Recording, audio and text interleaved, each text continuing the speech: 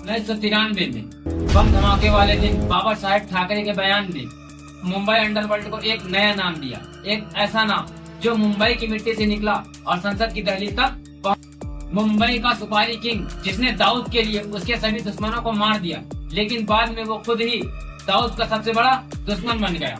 वो डॉन जिसने सत्ता, राजनीति और कानून को अपनी ढाल बनाकर और आज भी मुंबई की जेल में जिंदा, जिसने एक समय में दाऊद से मुकाबला करने के लिए 600 शूटरों की फौज बना रखी, जिसने अपने घर के नीचे खुफिया सुरंगें बना रखी थी और जल्द ही वो मुंबई की सड़कों पर खुलेआम घूमने वाला था। बड़े अंडरवर्ल्ड का डॉन अरुण गावली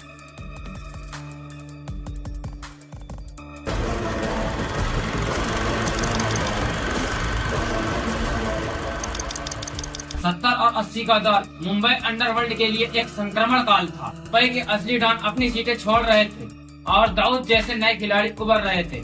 यह वह समय था जब मुंबई शहर कॉटन मिल्स का हब हुआ करता था, लेकिन धीरे धीरे ये शहर बदल गया। मिलें बंद हो गए और लाखों लोग बेरोजगार हो गए। इन मजदूरों में से एक अरुण गावली था जो क्रम्पटन ग्रिप्स मिल में काम करता था। यहाँ उसकी मुलाकात सदा पावले, राम नाइक और बाबू रेसिम से हुई, जिन्होंने उसे अपराध की दुनिया से परिचित कराया।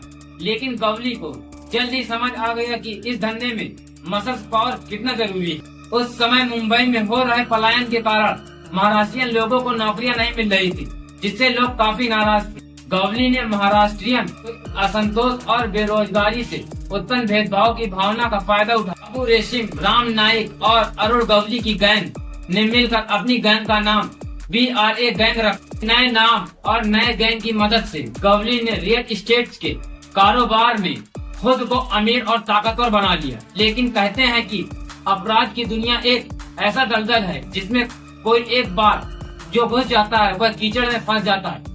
अरुण गवली के साथ भी ऐसा ही हुआ। शक्ति बढ़ाने के लिए उसने स्थानीय गैंग बाइकुला कंपनी के मुखिया को भयानक मौत दी थी, जिसके बाद हर कोई उनसे डरने लगा और वह बाइकुला का नया गुंडा बन गया। लेकिन इस अपराध के लिए उन्हें और उसके साथियों को 2 साल की सजा हुई। जेल में गवली की मुलाकात दाऊद के राइट हैंड बड़ा राजन से हुई और यहीं से हुई अरुण गवली की मुंबई अंडरवर्ल्ड में एंट्री। दाऊद की दुनिया और यहीं से शुरू हुआ वो सफर जहां से एक आम मिल मजदूर गवली जो आगे चलकर मुंबई अंडरवर्ल्ड का बेताज बादशाह बना। 12 सितंबर 1992 को शाम करीब 4:45 इंस्पेक्टर KJ ठाकुर मुंबई के JJ हॉस्पिटल में अपने 4 सिपाहियों के साथ 2 हत्यारों पर नजर रख रहे थे। उन्हें हल्की हल्की नींद आने लगी थी, तभी अचानक उन्हें गोलियों की आवाज सुनाई दी। उनकी आंखों के सामने 6 बंदूकधारी अंधाधुंध गोलियां चला रहे थे। पिस्टल, रिवॉल्वर, यहाँ तक कि पहली बार AK-47 का भी इस्तेमाल हो रहा था।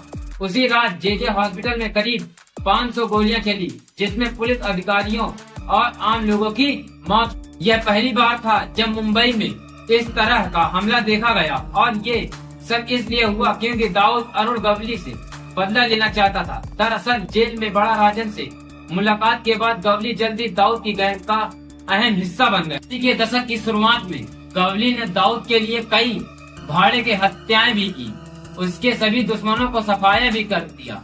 माना जाता है कि गवली ने सुपारी लेकर इतने लोगों को मारा था कि लोग उसे सुपारी किंग बुलाने लगे। लेकिन 80 के दशक के आखिर में दाऊद अपने आप को बॉस मानने लगा और दुबई में शिफ्ट होने लगा। इस वजह से गवली और दाऊद के बीच दुश्मनी शुरू हो गई।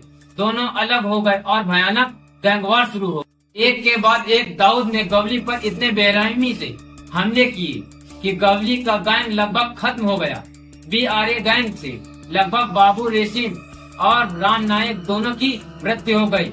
गवली के सबसे बड़े सलाहकार अशोक जोशी को भी दाऊद ने मरवा दिया था। लेकिन गवली ने भी दाऊद को कमजोर करना नहीं छोड़ा। मुंबई की सड़कों पर खून बहता रहा। अब गवली बिल्कुल अकेला था। माना जाता है कि एक समय पर गवली के पास करीब 600 शूटर थे, लेकिन जहां गवली खुद तगड़ी चाल के गेट के पीछे छिपा रहता था, वहीं उसका भाई किशोर उर्फ पप्पा गवली खुलेआम घूम रहा था और देखते ही देखते उन पर भी हमला हो। भाई की मौत के बाद गवली शांत हो गया और अगले 2 साल तक मुंबई अंडरवर्ल्ड खौफ से भरा जो आने वाले तूफान की ओर इशारा कर रहा था, और ऐसा हुआ।